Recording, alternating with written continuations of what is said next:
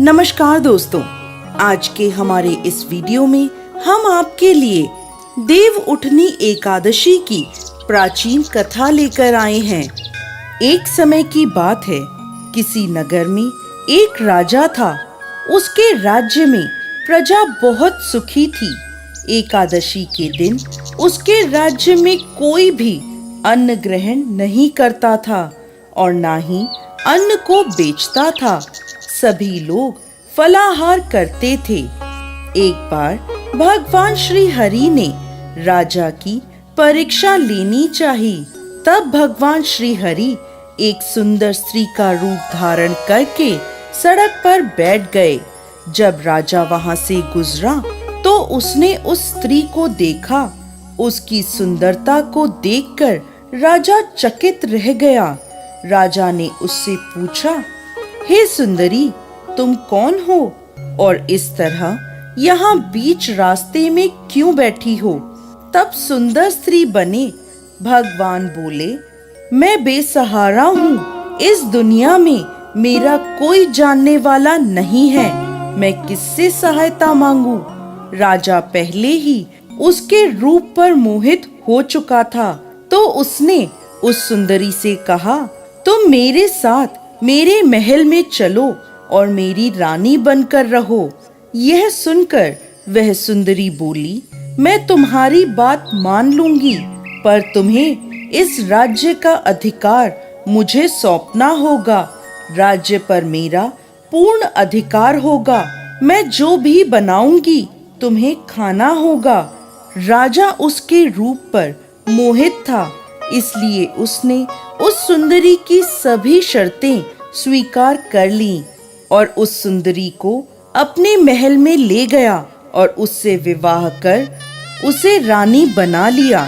अगले ही दिन देव उठनी एकादशी थी। उस सुंदरी ने सभी को आदेश दिया कि बाजारों में बाकी दिनों की तरह अन्न बेचा जाए। उसने महल में मांसाहारी भोजन पकवाया तथा परोसकर राजा को खाने के लिए कहा।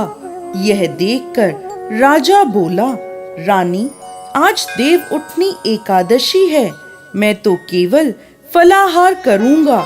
तब उस सुंदरी ने अपनी शर्त राजा को याद दिलाई और कहा, ये खाना आपको खाना होगा, नहीं तो मैं बड़े राजकुमार का सर कटवा दूंगी।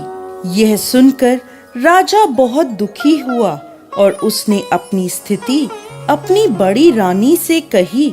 तब बड़ी रानी बोली, महाराज, धर्म ना छोड़ें, बड़े राजकुमार की बलि दे दें।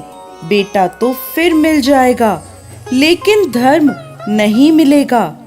ऐसा कहकर बड़ी रानी रोने लगी।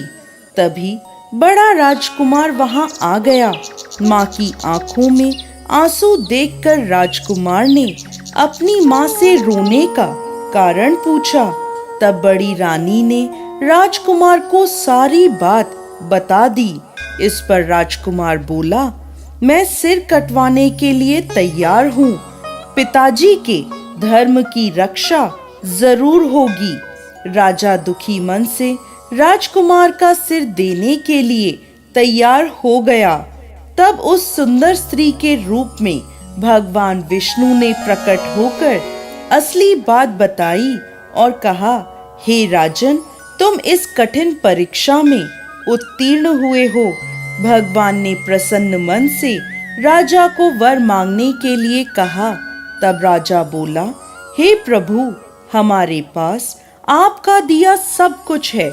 आप हम पर अपना आशीर्वाद बनाए रखें और हमारा उद्धार करें।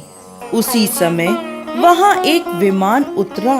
राजा ने बड़े राजकुमार को राज्य सौंप दिया और विमान में बैठकर परम धाम को चला गया। हे भगवान विष्णु, जैसे आपने राजा का उद्धार किया, उसी प्रकार इस कथा को सुनने वाले, पढ़ने वाले, हुंकारा भरने वाले सभी पर कृपा करना। जय श्री हरि विष्णु।